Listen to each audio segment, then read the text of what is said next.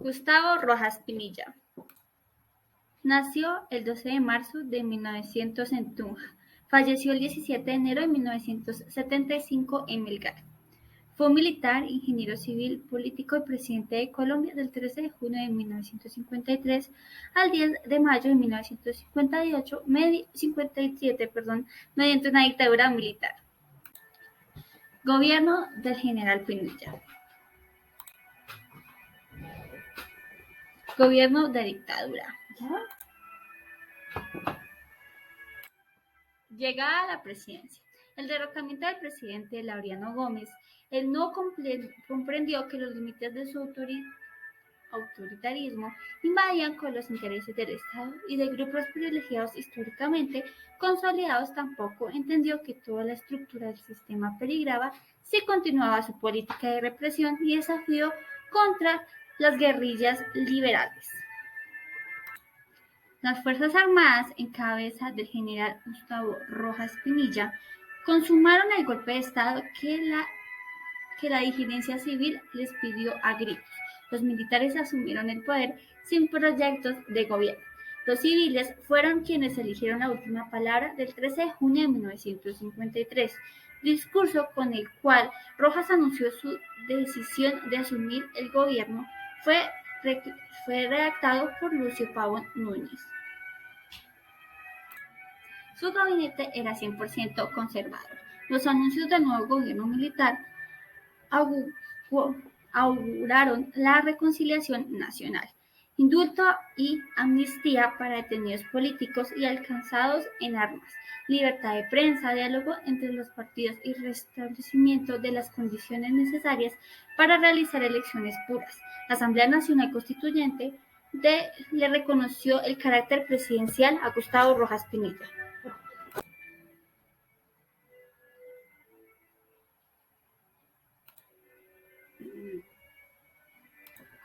El desagrado del presidente Rojas Pinilla. Durante los días 8 y 9 de junio de 1954, Rojas logró modificar las actitudes de élite político frente al gobierno militar. La reelección de Rojas fue aprobada por la Asamblea Nacional Constituyente en 1954. Aun que Rojas prometió la delegación del poder, de hecho, originó los primeros choques entre el liberalismo y el presidente. La Asamblea decidió su conformación paritaria y colocó en manos del gobierno la elección de 22 representantes liberales.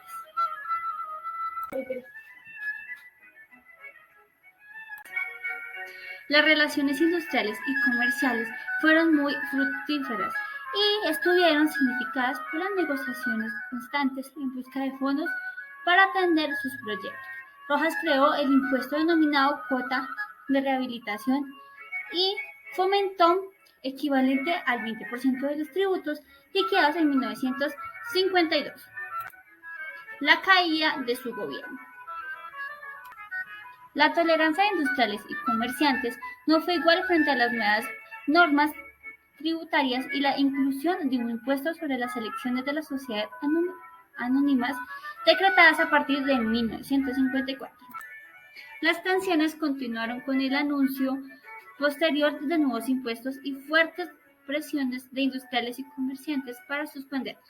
Las decisiones gubernamentales recibían a menudo el epíteto de demagógicas y se asimilaba a los dictados de gobierno peronista en Argentina.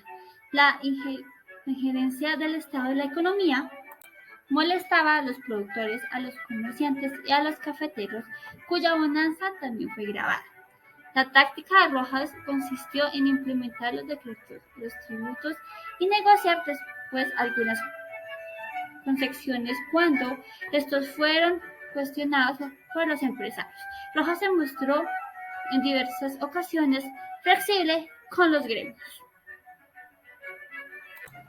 La situación económica tampoco ayudó a Rojas. El precio del café cayó en el mercado internacional y la balanza de pagos se desequilibró. La inflación se disparó. El peso se devaluó frente al dólar y la reserva de divisas cayó. Rojas ganó la enemistad de los bancos de su política de fiscales y la facilidad de crédito que impuso en los bancos estatales, pero tuvo que acceder ante las ingentes presiones. El Banco Mundial le obligó a recibir las importaciones oficiales y aumentar el encaje bancario y prohibir los, los almacenes de depósito por parte de bancos, entre otras medidas. Rojas tuvo que acudir a las fuerzas militares como sostén de primer orden. A ellas, precisamente, los involucró en la construcción del movimiento e instruyó al ministro de Guerra, a los gobernantes y a los alcaldes militares para que tomaran parte y actuaran en su organización. El Frente Civil se creó para sacar al general Rojas Pinilla. La caída del Frente Civil. Ya no tenía reversa. Buscando definiciones concretas, Lleras Camargo se reunió con Laureano Gómez, expresidente, en la ciudad de Benidorm. El propósito: impedir la reelección de Rojas Pinilla y acelerar su caída.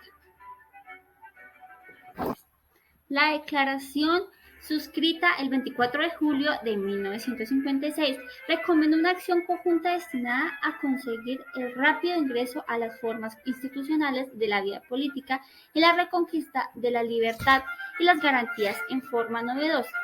Los dos jefes políticos separaron a Rojas del conjunto de las Fuerzas Armadas, buscando la neutralización de su apoyo. Como se sabe, la oposición tuvo un severo impulso con la insólita explosión del 7 de agosto de 1956 en la ciudad de Cali, originada en un descuido del ejército, que parqueó camiones cargados con explosivos en la calle sin aviso alguno. Fue tratado por Rojas como un sabotaje de la oposición. La composición de la junta militar que lo sucedió en los cargos fue decidida por el propio Rojas, Gabriel París, Rafael Nova, Luis Ordóñez, Deogracias Fonseca y Rubén Piedravita. La historia debata si la Junta fue creada con el propósito de restablecer al general cuando las condiciones de gobernabilidad no lo permitieron, o si fue instalado de manera momentánea en el poder para asegurar la realización inmediata de las elecciones presidenciales. Con el mismo Rojas lo ordenó y la alocución de retiro.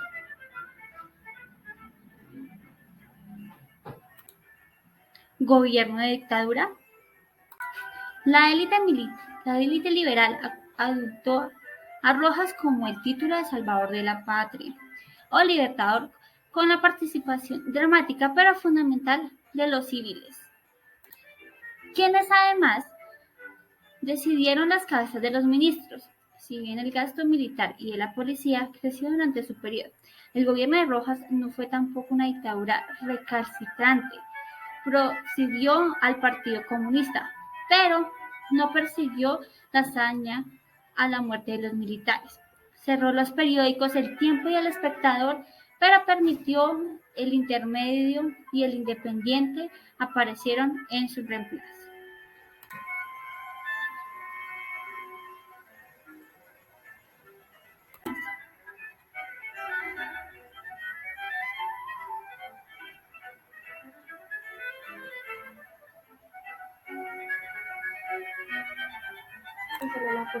Un gobierno de duros cambios que hizo un país de divisiones por la oposición y los civiles, para muchos como un dictador, pero para otros como el mejor gobierno. No hay respuesta de sí o no, porque las posiciones y pensamientos son respetables y diferentes.